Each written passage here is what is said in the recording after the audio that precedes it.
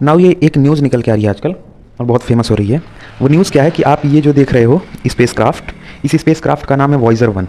Voyager 1 launch किया गया था 1977 में, और किसने लॉन्च किया था? नासा ने, बिल्कुल अमेरिका ने। अब इसमें क्या कुछ हुआ है कि 5 महीने बाद, जो कि 1977 में लॉन्च किया गया वॉयजर 1 नाम का स्पेस क्राफ्ट था, उसको नासा ने कैसे फिर से नया जीवन दिलाया है। नया जीवन देने का मतलब क्या हुआ कि हुआ कुछ ऐसा था कि पहली बात तो ये स्पेस क्राफ्ट हमारे जो सौर मंडल है, सोलर सिस्टम है, उससे बाहर जा चुका है। ओके, हमारे सौर मंडल से बाहर जा चुका है। अब इतनी दूर पे रहने के बाद नासा ने इसमें जो कुछ गड़बड़ी आई थी उसको फिक्स करा है। क्या गड़बड़ी आई थी, उसको कैसे फिक्स करा, इसको हम डिटेल से आगे समझने वाले हैं। और जो वॉयजर 1 था, ये क्या कुछ स्पेस क्राफ्ट था, इसके बारे में भी हम समझेंगे।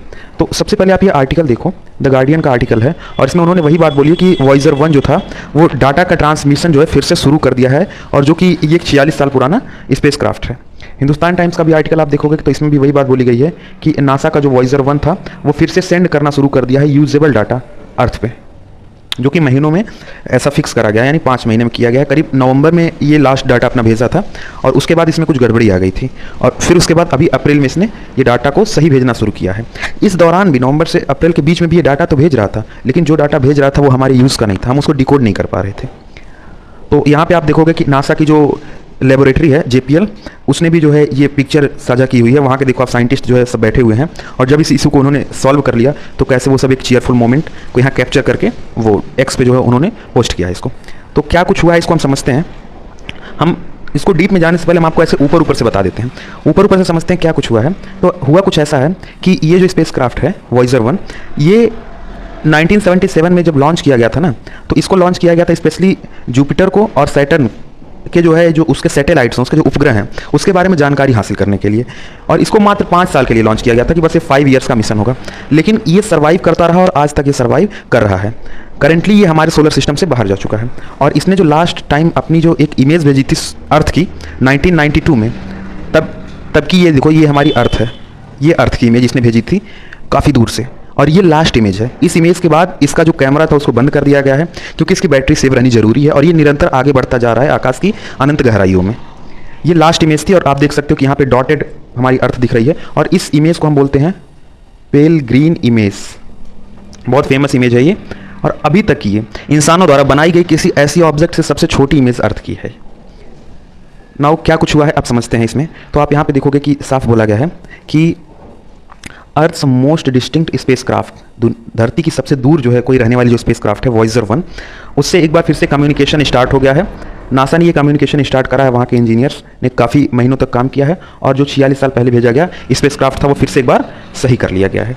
ठीक, नासा की जो जेट प्रपल्सन लेबोरेटरी है JPL, जो कि अभी हमने दिखाया था आपको पीछे पोस्ट भी जिसने किया है, उसने ये जो है रोबोटिक स्पेस क्राफ्ट की एक तरीके से एक कंपनी है, और उन्होंने दिसंबर में बताया था कि जो ये वॉयजर 1 है ये 24 बिलियन किलोमीटर्स दूर है, और इससे जो है एक बार फिर से जो है कुछ गड़बड़ी आ गई है, और ये जो कोड भेज रहा है वो सही नहीं है। ठीक, अच्छा 24 बिलियन किलोमीटर का क्या मतलब है, आप ऐसा समझ लो कि 24 × 10⁸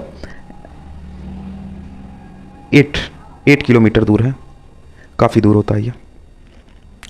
नाउ इसके बाद समझे तो ये आप पिक्चर देखिए जो 1992 का भेजा गया था और लास्ट इमेज थी, इसके बाद कैमरा उसका बंद कर दिया गया था। नाउ अदर डिटेल्स में अगर हम आएँ तो अदर डिटेल्स में आप यहाँ पे देखोगे कि क्या बोल रहा है कि मंडे को एक अपडेट रिलीज़ किया गया JPL के द्वारा, जिसमें उन्होंने क्या बताया कि उन्हें यूजेबल डाटा फिर से रिसीव होने लगा है वॉयजर 1 से। ठीक, और इस चीज़ को जो है यहाँ पे आप देखोगे the next step enables the spacecraft begin returning, okay एक बार इसको हम इरेज करते हैं, returning science data again JPL set despite the fault Voyager 1 had operated normally throughout it added. Okay, now वही बात है जो हमने पीछे भी बोला है कि 1977 में लॉन्च किया गया था। ओके, इसका प्राइमरी गोल क्या था कि एक तरीके से जुपिटर की स्टडी करने के लिए और सैटर्न की स्टडी करने के लिए, ठीक, जो कि 5 ईयर मिशन के लिए इसको रखा गया था, लेकिन टिल नाउ ये चल रहा है, करीब हाफ सेंचुरी होने वाला, 46 साल हो चुके हैं। वॉयजर 1 के बारे में और अगर हम जानकारी लें तो आप देखोगे कि इसमें एक टर्म आया कि इसने इंटरस्टेलर स्पेस को क्रॉस कर लिया है अगस्त 2012 में। नाउ इंटरस्टेलर स्पेस क्या होता है? इंटरस्टेलर स्पेस का मतलब ऐसा समझो कि स्पेस का वो पार्ट, अंतरिक्ष का वो पार्ट जहाँ पे आप ऐसा कर सकते हो कि स्टार्स होते हैं। ओके, नाउ अगर हम हमारे सोलर सिस्टम की बात करें तो इस सोलर सिस्टम में जितने भी प्लैनेट्स हैं और उनके जो सैटेलाइट्स हैं, ठीक, और हमारे सबसे नियरेस्ट अगर कोई जो है स्टार को हम देखें तो सन है, ठीक, राइट। लेकिन जो इंटरस्टेलर जो है स्पेस है, ये सन से भी काफ़ी लाइट ईयर्स दूर होता है, लाइक हज़ारों में लाइट ईयर्स दूर होता है, और उतनी दूरी को भी इसने 2012 में ही ऑलरेडी क्रॉस कर लिया है, और अभी तक इसका कम्युनिकेशन चल रहा है धरती से। इसके बाद और इसमें एक इंटरेस्टिंग चीज़ क्या है कि ये ह्यूमंस द्वारा बनाया गया फर्स्ट ऐसा ऑब्जेक्ट है जो कि कह रहा है कि venture out the solar system, यानी सोलर सिस्टम से भी बाहर जा चुका है। और इसकी करेंटली जो है, आप देखो करेंटली ट्रेवलिंग एट कितनी स्पीड से ये ट्रेवल कर रहा है, 60,821 किलोमीटर पर आवर से ये इतनी स्पीड से ये ट्रेवल कर रहा है ना। इसके बारे में थोड़ा और अगर हम जानने की कोशिश करें तो क्या कर रहा है कि the recent problem was that one of the space craft 3 on board. हम इसको आपको ऐसे समझाते हैं कि देखो जो स्पेस क्राफ्ट था इसमें 3 चिप्स लगे हुए हैं, ठीक। और इन 3 चिप्स का काम है कि ये अपनी हेल्थ की स्टेटस या फिर जो भी इसको इन्फॉर्मेशन गेन ये करता है, ये इन चिप्स में एक तरीके से समझो ला के इन्फॉर्मेशन को डाल देता है, ठीक। अब ये जो इन्फॉर्मेशन ये इसमें डालता है, ये डायरेक्ट अर्थ पे भेजने लायक नहीं होती है। इसको ऐसे भेज दिया जाएगा तो अर्थ पे हम समझ नहीं पाएंगे कि क्या कुछ वो इन्फॉर्मेशन भेज रहा है, तो ये इसको यहाँ से एक बार अंदर ही प्रोसेस करता है और फिर भेजता है प्रोसेस डाटा। रिसेंटली क्या हुआ कि इसका एक चिप जो है डैमेज हो गया, जिसमें मेनली स्टोर होती है इन्फॉर्मेशन, और क्योंकि जब ये डैमेज हो गया तो प्रोसेस नहीं हो पाता था डाटा और डायरेक्ट आ जाती थी अर्थ पे, तो वही अनयूजेबल डाटा थी। तो क्या किया कि JPL के जो साइंटिस्ट थे उन्होंने ऐसा कुछ किया कि ये तीनों जो चिप्स थे, इन तीनों चिप्स को जब एक ये डिस्ट्रॉय हो गया तो इसके डाटा को इन दोनों चिप्स में डाल दिया, ठीक। इसका जो वर्किंग था इन दोनों चिप्स पे डिपेंड कर दिया, और नाउ इसके बाद ये प्रोसेस करके अर्थ पे भेज रहे हैं वो चीज़ें। तो यही हुआ है इसमें, लेकिन क्योंकि बहुत दूर था वो, तो ऐसा करना बहुत इंपॉसिबल लग रहा था। कितना दूर था आपको बता दिया है, 24 बिलियन किलोमीटर। ना इसके बाद और अगर हम देखें तो क्या कह रहा है कि वॉयजर 2 भी एक जो है, वॉयजर 1 के साथ साथ ही वॉयजर 2 भी भेजा गया था, लेकिन इन्होंने सोचा कि वॉयजर 1 और वॉयजर 2 के बीच में काफ़ी डिस्टेंस है, लेकिन फिर भी अर्थ के कंपैरिजन में ये डिस्टेंस कम है इन दोनों की, वॉयजर 1 की और वॉयजर 2 की। तो इन्होंने कुछ ऐसा सोचा कि वॉयजर 1 की जो अनप्रोसेस्ड इन्फॉर्मेशन है उसको हम वॉयजर 2 में डाल दें और फिर इसमें जो इन्फॉर्मेशन ये प्रोसेस करके अर्थ पे भेज दे, ऐसा भी इन्होंने सोचा। बिकॉज इसमें 70 KB, आप यहाँ पे देखोगे कि इसकी जो डाटा थी वो बस 70 KB की इसकी डाटा मेमोरी थी, और इस वजह से ये जो है चीज़ फेल हो गया। तो उन्होंने वही सहारा लिया कि 3 चिप्स में से जो एक डिस्ट्रॉय हो गया, तो इन्हीं बाकी दोनों चिप्स में ये सारा कुछ जो है प्रोसेस करके और फिर से जो है उन्होंने फिर से उस चीज़ को सही किया। नाउ एक थर्ड पॉइंट अगर आप देखोगे इसमें तो क्या कर रहा है, the fix was transmitted from Earth on 18 April, okay, to 2 days to access it. और यहाँ पे आप देखो कि 22 घंटा यानी 22 घंटे और 30 मिनट्स इतना टाइम लगता है जब यहाँ से कोई इन्फॉर्मेशन वॉयजर 1 को भेजी जाती है, और वहाँ पे प्रोसेस होने के बाद फिर से जब वो इन्फॉर्मेशन को अर्थ पे भेजता है तो सेम टाइम लगता है 22 आवर और 30 मिनट। तो इस लिहाज से देखा जाए तो करीब 44 घंटे यानी 2 दिन का टाइम लग गया। तो 18 अप्रैल को यहाँ से भेजा गया था, और सब कुछ प्रोसेस होने के बाद 20 अप्रैल को उन्होंने देखा कि स्पेस क्राफ्ट जो है वो बिल्कुल सही हो चुका है। यहाँ पर आप देखोगे कि 20 अप्रैल को उन्होंने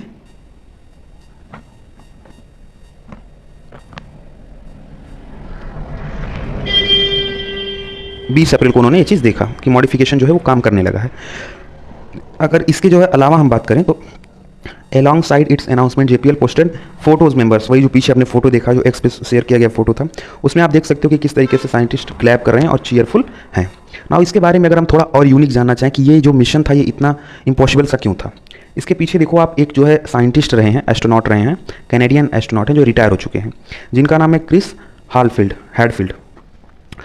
तो इन्होंने क्या बताया है कि ये इसलिए जो है ये इम्पॉसिबल सा मिशन था क्योंकि ये एक तरीके से काफ़ी दूरी से मेंटेन करना था और एक तरीके से एक विंटेज कार को मेंटेन करना था।